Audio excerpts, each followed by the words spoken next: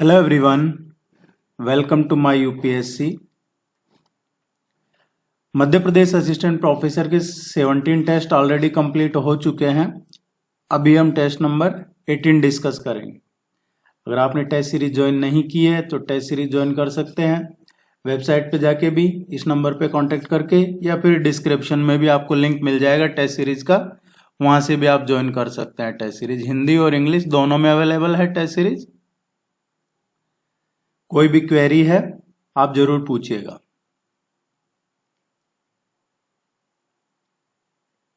Let's begin.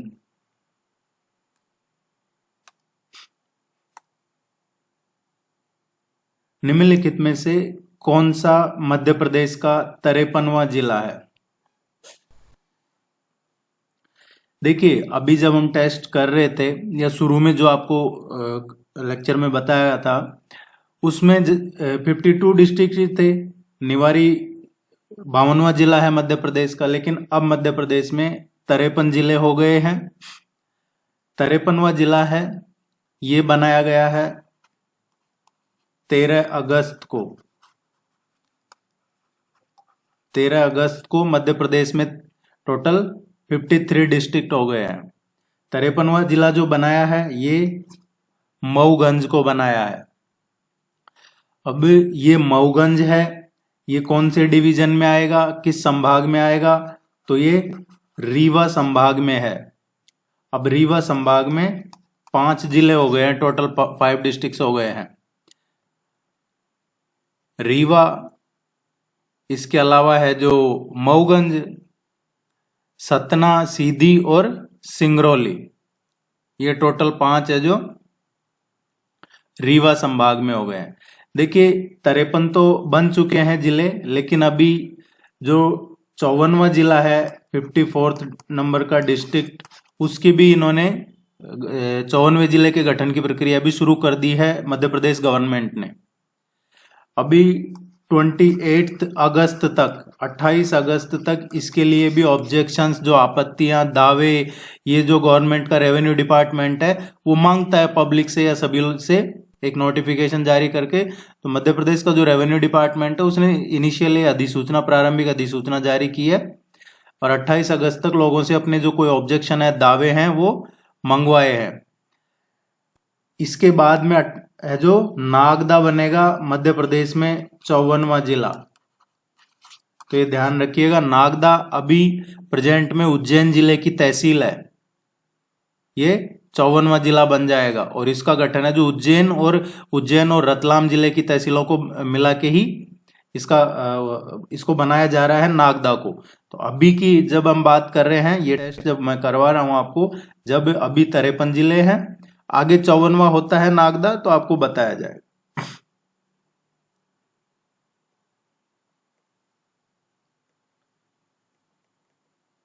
कुछ भी changes होता है, कुछ भी अपडेट होता है, वो आपको यहाँ करवा दिया जाएगा। आप निश्चिंत रह के बस पढ़ाई कीजिए और उसका रिवीजन कीजिए ज्यादा से ज्यादा। निम्नलिखित में से कौन से स्वतंत्रता सेनानी मध्य प्रदेश से हैं? इनमें से कौन से हैं फ्रीडम फाइटर्स जो मध्य प्रदेश से हैं? चंद्रशेखर आजाद, लाला लाजपत राय, झलकारी बाई, महात्मा गांधी। देखिए, इनमें से जो हैं चंद्रशेखर आजाद है, ये तो मध्य प्रदेश में अलीगढ़ में जन्म हुआ था इनका। झलकारी बाई है, इनका संबंध में मध्य प्रदेश से है। तो इन दोनों का मध्य प्रदेश से है संबंध, चंद्रशेखर आजाद और झलकारी बाई का।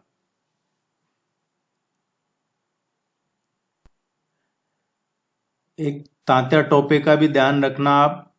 तात्या टोपे हैं, उन्होंने भी 1857 के रिवोल्ट में जो क्रांति हुई थी 1857 की, उसमें पार्टिसिपेट किया था, काफी अहम रोल था। और उनकी जो मृत्यु हुई थी वो भी मध्य प्रदेश में शिवपुरी जिले में हुई थी। इस क्वेश्चन का फर्स्ट और थर्ड करेक्ट आंसर। जायद तलवार 2023 अभ्यास, ये जायद तलवार एक्सरसाइज 2023 है। ये इसका मेजबान देश कौन सा है? ये एक्सरसाइज कहाँ पे हो रही है? देखिए, इसमें आईएनएस विशाखापट्टनम, आईएनएस त्रिकंद ये शामिल हुए हैं। ये मॉक ड्रिल है, ये बायलैटरल एक्सरसाइज है और इसमें यूएई और इंडिया इनकी जो नेवी है उनकी एक्सरसाइज है। ये भारत और यूएई की जो नौसेना है उनके बीच में ये बायलैटरल एक्सरसाइज है। इसका नाम है जायद तलवार 2023। ये जरूर ध्यान रखिएगा। ये दुबई में हो रहा है, संयुक्त अरब अमीरात, यूएई। निम्नलिखित कथनों पर विचार कीजिए और सही कौन सा है ये बताना है हमें। सांची का स्तूप मध्य प्रदेश के रायसेन जिले में स्थित है। रायसेन जिले में स्थित है, ये सही है। महान मौर्य सम्राट अशोक ने इसे बनवाया था। अशोका द ग्रेट, उन्होंने इसको बनवाया था, तो ये सही है। जो 3rd सेंचुरी थी ईसा पूर्व, उसमें ये बनवाया था अशोका ने। बाद में अशोक ने बौद्ध धर्म अपना लिया था और इसका संबंध जो सांची का स्तूप है, इसका संबंध भी बौद्ध धर्म से ही है। इसको जब अशोका ने बनवाया, उसके बाद में जो पुष्यमित्र शुंग थे उन्होंने तोड़ दिया था। इसके बाद में उन्हीं के बेटे जो अग्निमित्र थे उन्होंने इसका पुनर्निर्माण करवाया था। ये एक एंशिएंट प्राचीन भारत की सबसे पुरानी जो संरचनाएं हैं उनमें से एक है। पहले और दूसरा दोनों स्टेटमेंट सही है। देखिए, आप लाइक नहीं करते हैं वीडियो, चैनल को सब्सक्राइब नहीं करते, तो मेरा रिक्वेस्ट रहेगा कि आप सपोर्ट कीजिए। डैनियल बॉब्रो ने बीजगणित की शब्द समस्याओं को पढ़ने और उन्हें हल करने के लिए एक आर्टिफिशियल इंटेलिजेंस प्रणाली विकसित की, जिसे किस नाम से जाना जाता है। ये आपके सिलेबस में है, आर्टिफिशियल इंटेलिजेंस। इस तरीके के क्वेश्चन आप एक्सपेक्ट कर सकते हैं जो चर्चा में है। डैनियल बॉब्रो ने ये बीजगणित की समस्याओं को, जो शब्द हैं, समस्याएं, उनको पढ़ना और उनको सॉल्व करने के लिए आर्टिफिशियल इंटेलिजेंस डेवलप किया था। उसका नाम है स्टूडेंट।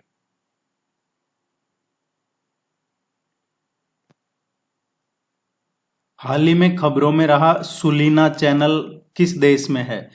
ये देखिए, ये क्वेश्चन इसलिए करवाया जा रहा है क्योंकि अभी रिसेंटली जो पूरे वेस्टर्न कंट्रीज को जहां से अनाज की सप्लाई होती है, चाहे वो अनाज यूक्रेन से जा रहा हो वेस्ट में, या फिर वो अनाज रसिया से जा रहा हो वेस्ट में, ये डैन्यूब रिवर है, वहीं से जाता है। डैन्यूब रिवर यूरोप की दूसरी सबसे लंबी रिवर है और जो माल ढुलाई के लिए हिस्टोरिकली इसका बहुत इंपॉर्टेंस है। और ये यहाँ से है जो गुड्स एंड सर्विस का काफी ट्रांसपोर्ट होता है, यहाँ पे बंदरगाह काफी है। अभी रिसेंटली ये जो रूस और यूक्रेन के चल रहा है वॉर, इसकी वजह से ये यहाँ पे हमला हुआ है इस चैनल पे, सुलीना चैनल पे। और ये जो बंदरगाह है या ट्रांसपोर्ट का जो मार्ग है, जिसको एक तरीके से कह सकते हैं रिवेरियन एक्सप्रेसवे, इसको रिवेरियन एक्सप्रेसवे भी कहते हैं। दुनिया के जो शीर्ष अनाज के निर्यातक है उनमें से एक है ये। और ये यूक्रेन को काला सागर से, यूक्रेन को जोड़ता है ब्लैक सी से, ये चैनल। तो ये अब ये डिस्टर्ब हो गया ये रूट, तो अब अल्टरनेट रूट, नया विकल्प है। ये डैन्यूब रिवर वाले की बात कर रहे हैं, डैन्यूब रिवर वाला डिस्टर्ब हो गया है, डैन्यूब रिवर वाला। तो अब जो वैकल्पिक जो ढूंढा है अल्टरनेट इस डैन्यूब रिवर वाले का, ये सुलीना चैनल ढूंढा है। ये नया अल्टरनेटिव, एक नया वैकल्पिक मार्ग, व्यापार मार्ग ढूंढा है इन्होंने यूरोप को सप्लाई करने के लिए अनाज वगैरह की। क्यों? क्योंकि डैन्यूब रिवर के किनारे जो बंदरगाह थे वो इस युद्ध में वो डिस्टर्ब हो गए हैं, वो रास्ता डिस्टर्ब हो गया। ये कहां पे है सुलीना चैनल? रोमानिया।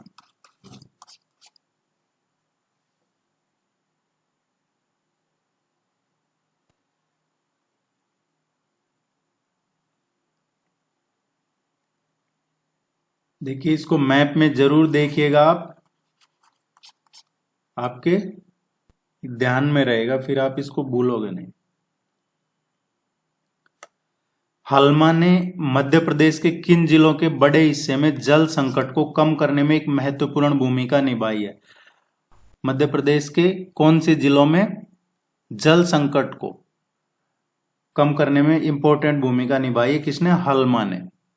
देखिए हलमा क्या है, जो ट्राइबल्स हैं, ट्राइबल्स स्पेशली भील ट्राइब, जो भील जनजाति है, उन लोगों ने पर्यावरण संरक्षण के लिए सदियों से, उनकी जो एक परंपरा है, सदियों पुरानी परंपरा, जिसमें वो पर्यावरण संरक्षण करते हैं, पेड़ वगैरह को बचाना हो या फिर जल संरक्षण हो, इसके लिए वो करते हैं। उसी परंपरा को कहा जाता है हलमा। तो झाबुआ और अलीराजपुर, इन दोनों में ये काफी फेमस है। तो इन दोनों में पहले पर्यावरण संरक्षण के लिए चलाई जा रही थी ये काफी सदियों से हलमा, लेकिन अब ये झाबुआ में जल संरक्षण के लिए ये के प्रथाओं से ये जुड़ गई है। ये झाबुआ में है जो ये परंपरा अब जल संरक्षण प्रथाओं से जुड़ गई है। तो बी इसका करेक्ट आंसर है।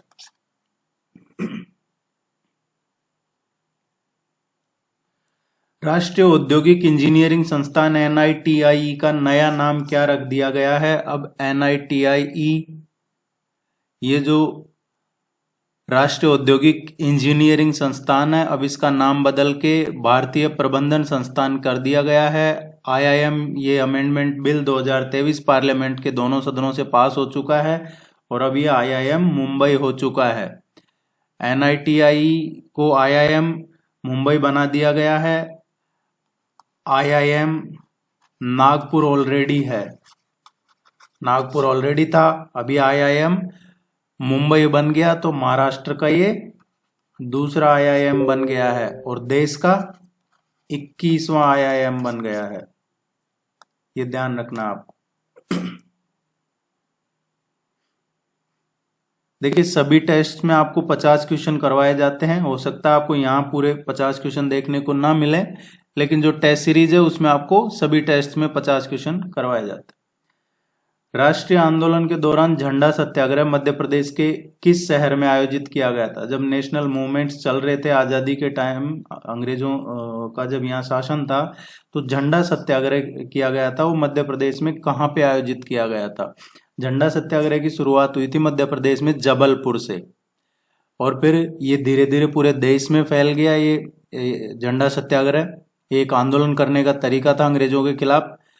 इसमें कई क्रांतिकारियों को जेल में भी डाल दिया था। बाद में इसको नेशनल लेवल पे सरदार पटेल ने इसको नेशनल लेवल पे इसको नेतृत्व दिया था और इसका समापन हुआ था झंडा सत्याग्रह का 1923 में, 1923 में नागपुर में।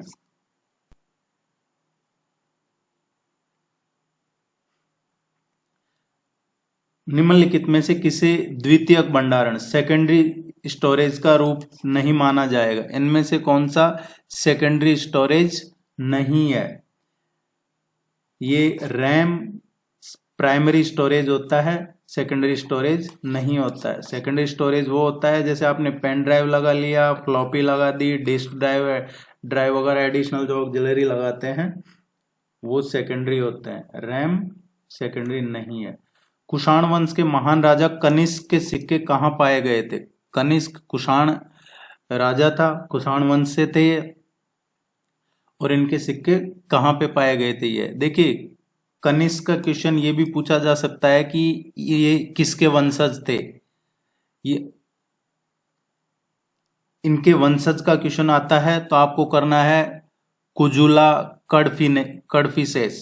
कुजुला कडफिसेस ये इस वंश के ये वंशज थे इसके कुषाण वंश के।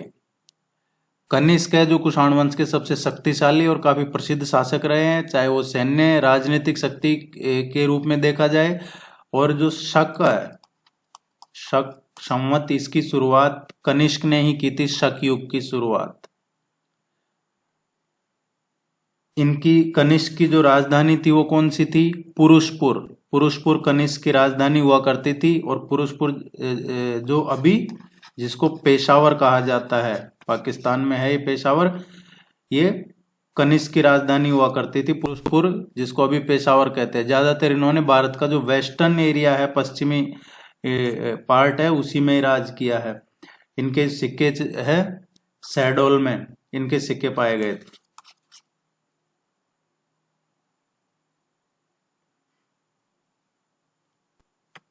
उन्मेषा और उत्कर्ष उत्सव का उद्घाटन किस राज्य केंद्र शासित प्रदेश में किया गया है? देखिए, उन्मेषा और उत्कर्ष ये दोनों, ये ध्यान रखिएगा, काफी इंपॉर्टेंट है। किसी भी वे में एक क्वेश्चन पूछा जा सकता है, जरूरी नहीं है आपको यहां जैसे करवाया जा रहा है वैसे का पूछा जाए।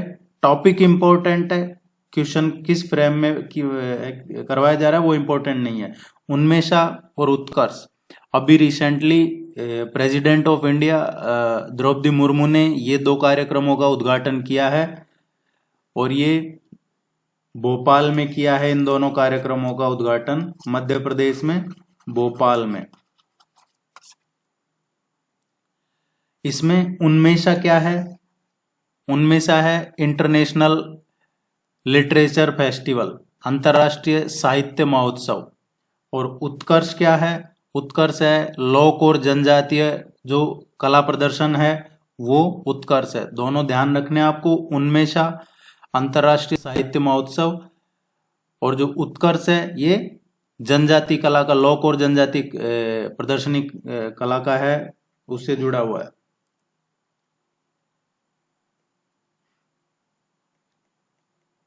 मध्य प्रदेश में अंग्रेजों के खिलाफ पहला विद्रोह कहाँ पे हुआ था, कहाँ शुरू हुआ था? तो पहला विद्रोह जो अंग्रेजों के खिलाफ मध्य प्रदेश में हुआ था ये महाकौशल रीजन में शुरू हुआ था, महाकौशल क्षेत्र में 1818 में। और इस विद्रोह का नेतृत्व अप्पाजी भोंसले कर रहे थे, जो अभी नागपुर है उस जगह से, नागपुर से अप्पाजी भोंसले कर रहे थे इसका नेतृत्व, जिनको अंग्रेजों ने, अप्पाजी भोंसले को बाद में मंडला, बैतूल, छिंदवाड़ा, सिवनी, नर्मदा ये जो एरिया है इनको छोड़ने पे मजबूर कर दिया था। इन्होंने, अप्पाजी भोंसले ने अरबी सैनिकों की मदद से भी युद्ध लड़ा था बैतूल के पास अंग्रेजों से, लेकिन वो सक्सेस नहीं हो पाए थे। तो ये ध्यान रखना है, मध्य प्रदेश में अंग्रेजों के खिलाफ पहला विद्रोह महाकौशल।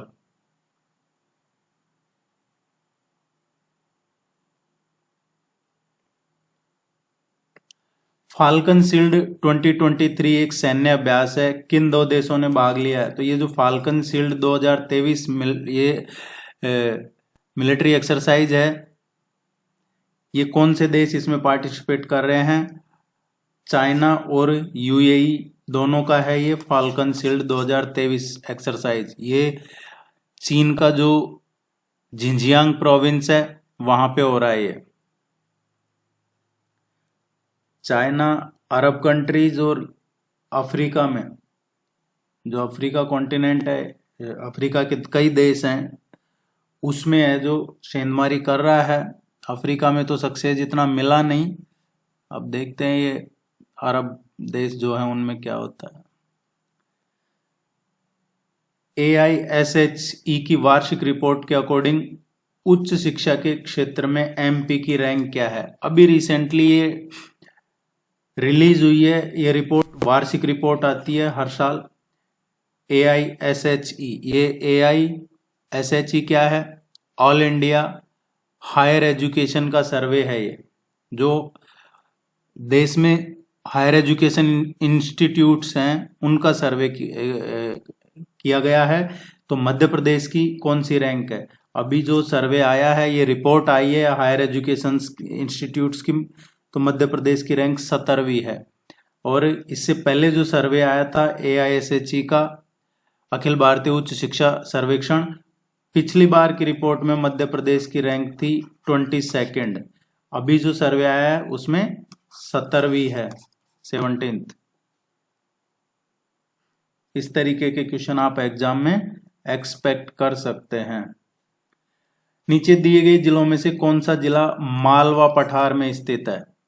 मालवा प्लेट्यू में कौन से डिस्ट्रिक्ट्स इनमें से मालवा प्लेट्यू रीजन में आते हैं? तो देखिए, मालवा है ये किधर है आपको पता होगा, शुरू के वीडियोज आपने देख लिए हैं।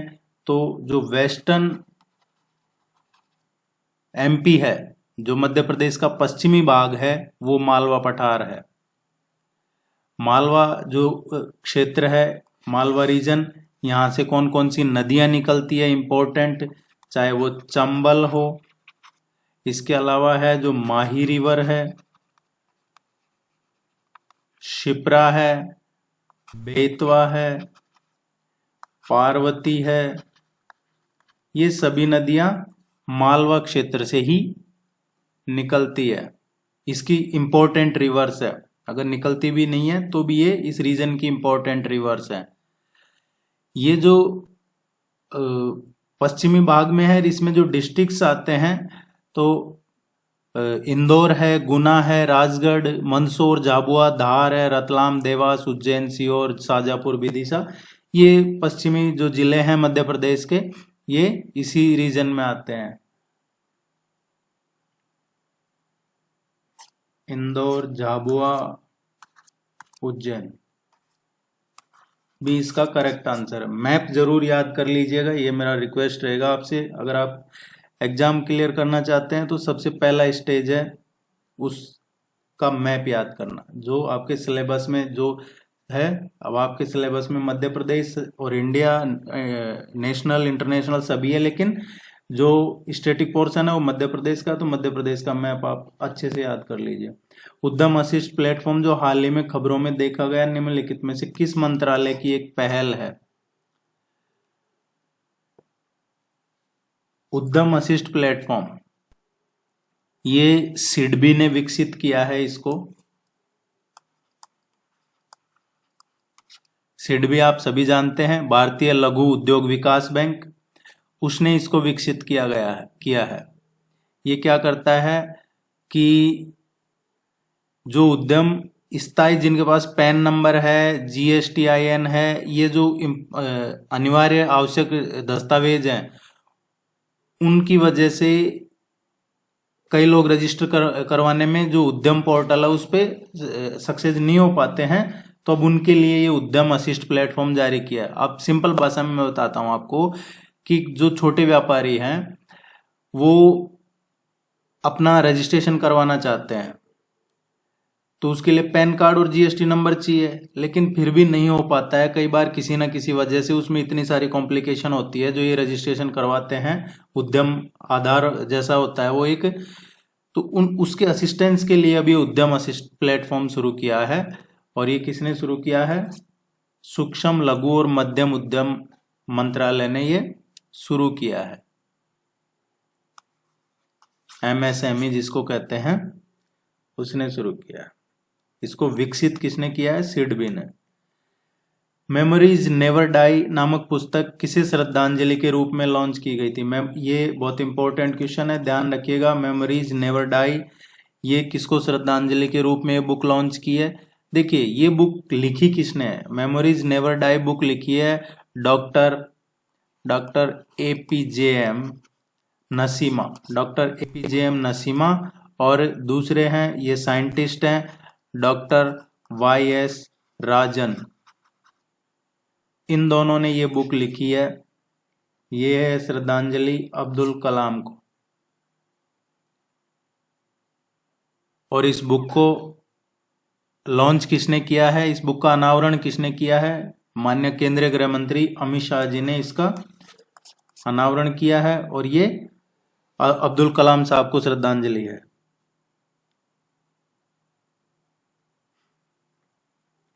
निम्नलिखित में से किसका उपयोग करके उच्च स्तरीय प्रोग्रामिंग भाषा को मशीनी भाषा में परिवर्तित किया जा सकता है? देखिए, क्वेश्चन में पूछा गया है कि इनमें से जो ऑप्शन में दे रखे हैं उनमें से कौन सा जो हाई लेवल लैंग्वेज है उसको मशीन लैंग्वेज में ट्रांसलेट कर सकता है।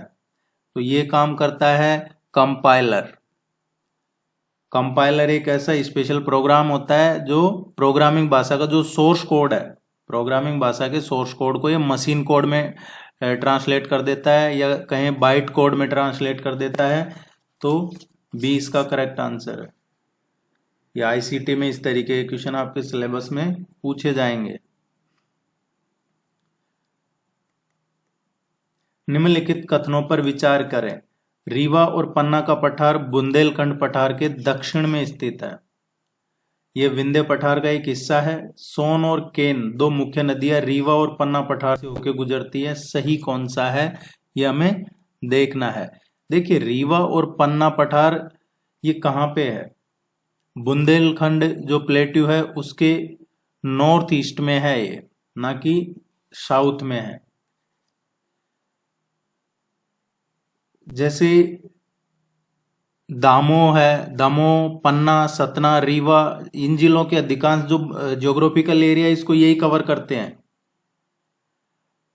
और ये जो विंध्यन रॉक सिस्टम है उससे बना हुआ है, उसका हिस्सा है। रीवा और पन्ना पठार से जो नदियां गुजरती है इंपॉर्टेंट, वो कौन सी है? सोन है, केन है, ये यहीं से होके गुजरती है। तो बी और सी ये दोनों सही है। रीवा और पन्ना पठार है, इसका दूसरा नाम विंध्यन पठार जिसको कहते हैं, विंध्यन पठार है, वो ही रीवा और पन्ना पठार उसी को कहा जाता है, जिसका अमरकंटक की पहाड़ी वगैरह ये इसका हिस्सा है।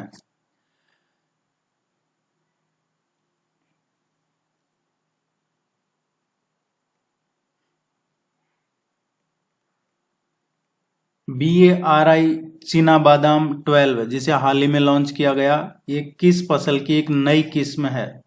बारी चीना बादाम 12 ये किस फसल की एक नई किस्म है? देखिए ये अभी हैदराबाद और बांग्लादेश, हैदराबाद में है अंतर्राष्ट्रीय अर्ध शुष्क उष्णकटिबंधीय फसल अनुसंधान संस्थान, जिसको हम बोलते हैं ICRISAT। ये इंटरनेशनल इंस्टीट्यूट है, रिसर्च इंस्टीट्यूट, जो हैदराबाद में है। और दूसरा है बारी, ये बांग्लादेश एग्रीकल्चर रिसर्च इंस्टीट्यूट है। इन दोनों ने मिलकर बांग्लादेश में एक मूंगफली की, ये काफी उन्नत किस्म है मूंगफली की, ये तैयार की है। और ये अब इस सीजन में खेती के लिए भी तैयार है। ये किस्म है जो बांग्लादेश में, क्योंकि इसकी जो खासियत है ये पहले पक जाती है, ये ज्यादा टाइम नहीं लेती पकने में, इसलिए चर्चा में है।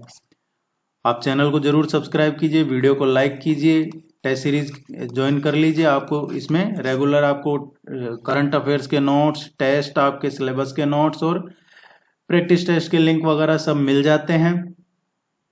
और कोई क्वेरी है आप जरूर पूछिएगा। Thank you very much, good luck.